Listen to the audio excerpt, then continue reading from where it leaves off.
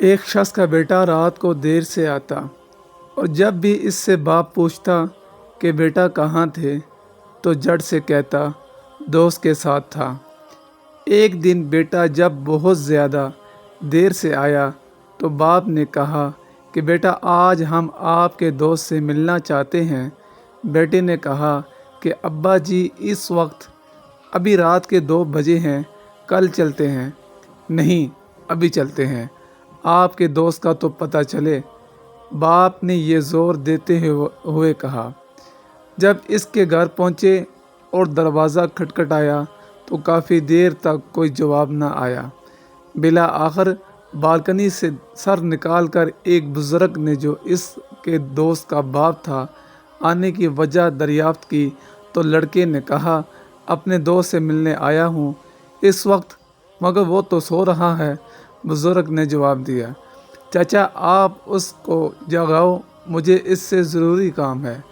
مگر بہت دیر گزرنے کے بعد بھی یہی جواب آیا کہ صبح کو آ جانا، ابھی سونے دو۔ اب تو عزت کا معاملہ تھا تو اس نے ایمرجنسی اور اہم کام کا حوالہ دیا، مگر آنا تو درکنار دیکھنا اور جاگنا بھی گوارا نہ کیا۔ باپ نے بیٹے سے کہا کہ اب چلو میرے ایک دوست کے پاس چلتے ہیں جس کا نام خیر دین ہے۔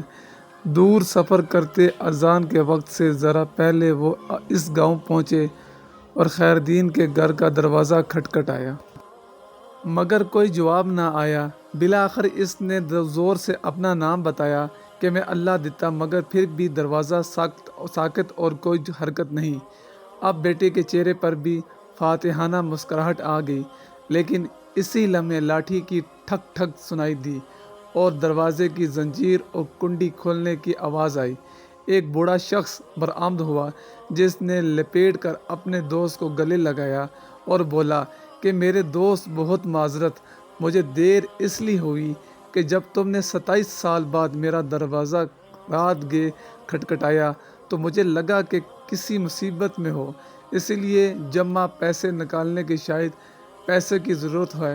پھر بیٹے کو اٹھایا کہ شاید بندے کی ضرورت ہے، پھر سوچا شاید فیصلے کے لیے پگ کی ضرورت ہو تو اسے بھی لایا ہوں۔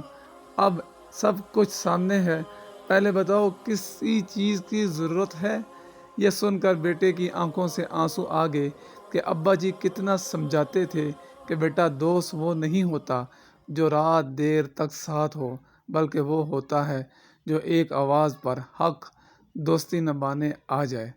آج بھی کئی نوجوان ایسی دوستیوں پہ اپنے والدین کو ناراض کرتے ہیں، باپ کے سامنے اکڑ جاتے ہیں، مگر کوئی جواب نہ آیا۔ بالآخر اس نے زور سے اپنا نام بتایا کہ میں اللہ دیتا، مگر پھر